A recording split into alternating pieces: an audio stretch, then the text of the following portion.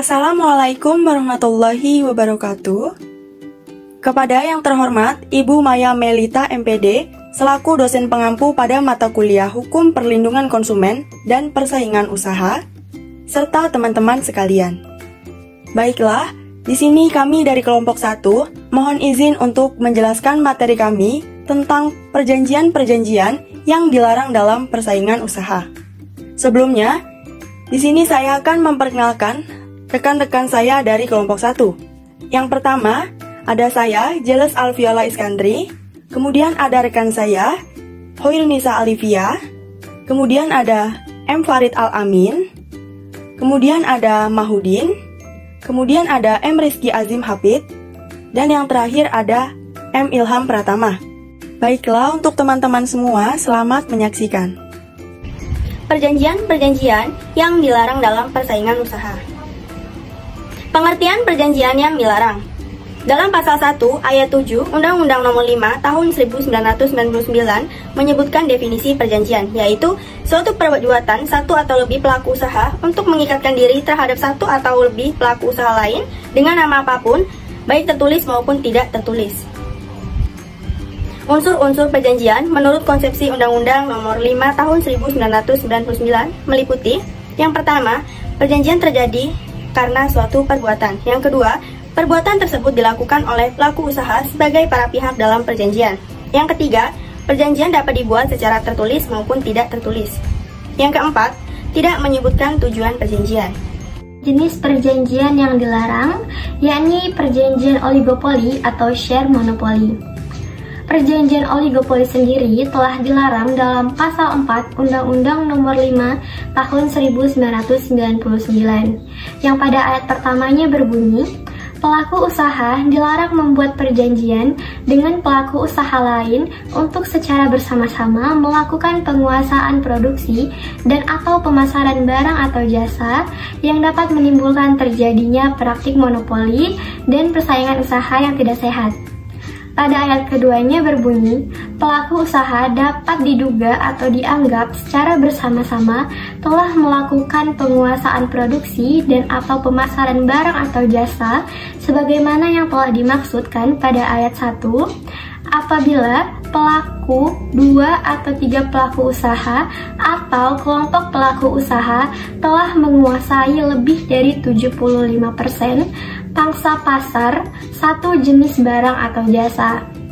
Contohnya, seperti produksi mie instan yang dipasarkan di Indonesia, 75%-nya berasal dari pelaku usaha A, B, dan C. Keterikatan pelaku usaha A, B, dan C sudah termasuk dalam oligopoli. Perjanjian penetapan harga. Penetapan harga atau price fixing Pasal 5 ayat 1 melarang pelaku usaha membuat perjanjian dengan pesaing-pesaingnya untuk menetapkan harga atas sesuatu barang dan atau jasa bagi konsumen atau pelanggannya. Jadi seharusnya para pelaku usaha yang mengadakan perjanjian tersebut tersaing satu sama lain di dalam harga, tetapi karena adanya perjanjian tersebut, maka tidak ada lagi persaingan di antara mereka. Selanjutnya, diskriminasi harga atau price discrimination.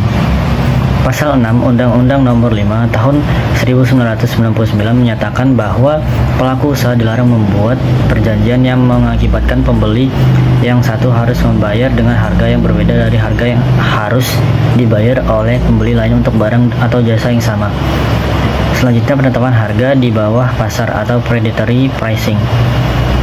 Perjanjian penetapan harga di bawah pasar ini diatur dalam pasal 7 Undang-Undang Nomor 5 Tahun 1999, di mana pelaku usaha dilarang membuat perjanjian dengan pelaku usaha pesaingnya untuk menetapkan harga di bawah harga pasar, yang dapat mengakibatkan terjadinya persaingan usaha yang tidak sehat. Berdasarkan pasal tersebut, perjanjian penetapan harga di bawah biaya marginal yang dilarang adalah perjanjian yang dibuat pelaku usaha dengan pelaku usaha pesaingnya dengan tujuan menetapkan harga di bawah pasar atau di bawah biaya rata-rata yang membawa akibat timbulnya persaingan usaha tidak sehat. Selanjutnya adalah perjanjian penetapan harga jual kembali atau perjanjian dengan persyaratan tertentu atau resale price maintenance. Berdasarkan bunyi pasal 5 Undang-Undang Nomor 5 Tahun 1999 bahwa resale price maintenance hanya dilarang apabila ia dapat mengakibatkan terjadinya praktik persaingan usaha tidak sehat. Para distributor tersebut tidak boleh memperjualbelikan kembali barang atau jasa tersebut dengan lebih rendah daripada harga yang telah ditetapkan tersebut. 3. Perjanjian pembagian wilayah. Pelaku usaha dilarang membuat perjanjian dengan pelaku usaha persaing yang tujuan untuk membagi wilayah pemasaran atau alokasi pasar tersebut pasar terhadap barang dan atau jasa sehingga dapat mengakibatkan terjadinya praktek monopoli dan persaingan usaha tidak sehat. 4. Perjanjian pemboikotan. Pelaku usaha dilarang membuat perjanjian dengan pelaku usaha pesaing untuk menolak menjual setiap barang atau jasa dari pelaku usaha lain sehingga perbuatan tersebut akan merugikan atau dapat diduga akan merugikan. Membatasi pelaku usaha lain dalam menjual atau membeli setiap barang dan jasa.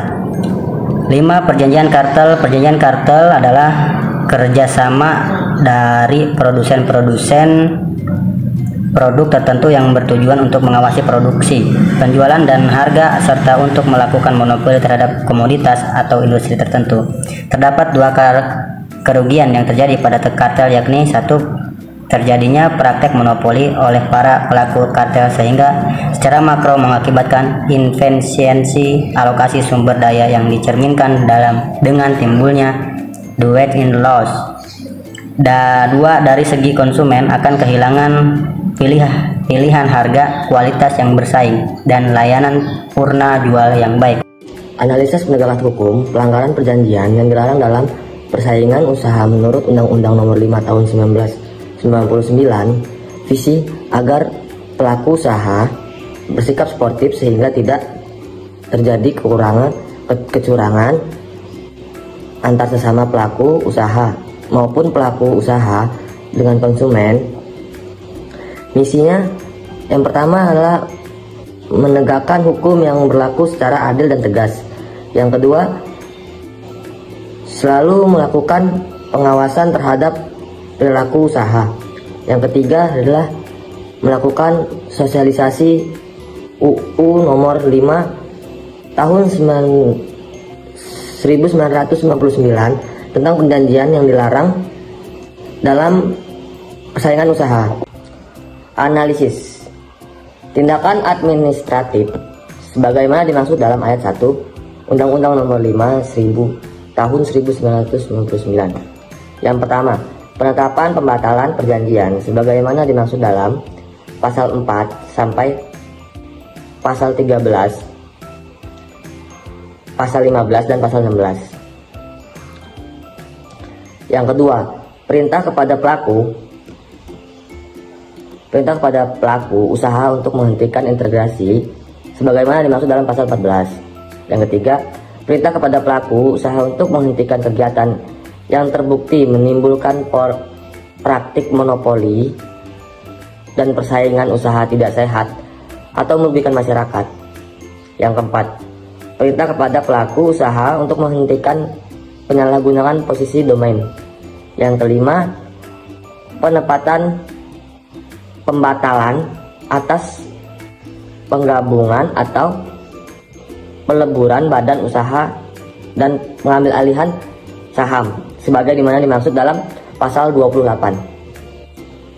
Yang keenam, penempatan pembayaran ganti rugi atau penggunaan denda serendah-rendahnya senilai 1 miliar rupiah dan setinggi-tingginya senilai 25 miliar rupiah.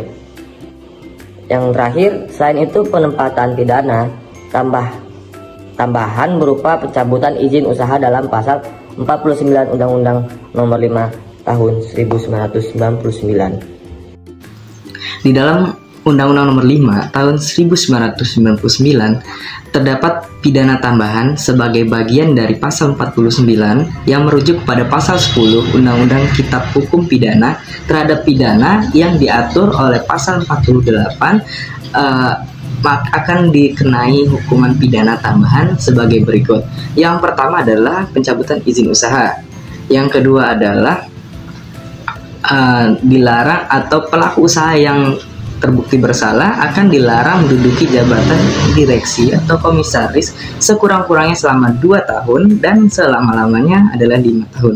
Yang ketiga adalah pemberhentian kegiatan yang dianggap merugikan orang banyak. Kemudian dari apa yang kami sampaikan, kami menarik kesimpulan. Yang pertama adalah konsep persaingan sehat atau fair competition itu sangatlah berbeda dengan konsep persaingan tidak sehat atau unfair competition. Kedua, fakta di lapangan di Indonesia ini banyak sekali pelaku-pelaku usaha yang bersaing atau yang menjalankan usahanya dengan tidak sehat. Tetapi pelaku-pelaku usaha yang seperti ini juga sangat sulit untuk ditemukan. Yang ketiga adalah biasanya mereka melakukannya dengan cara menimbun barang, kemudian ketika telah hilang atau telah langka dari pasaran, mereka keluarkan barang tersebut, mereka jual barang tersebut, yaitu tetapi dengan harga yang sudah dilambungkan tinggi atau melambung drastis, naik drastis, yang membuat konsumen kesulitan dan mau tidak mau tapi harus tetap membelinya. Baiklah teman-teman, itu tadi sedikit pemaparan dari kelompok kami. Semoga apa yang telah kami sampaikan dapat bermanfaat bagi kita semua. Demikian yang dapat kami sampaikan, kurang lebihnya kami mohon maaf, dan kepada Allah kami mohon ampun. Saya akhiri, wassalamualaikum warahmatullahi wabarakatuh.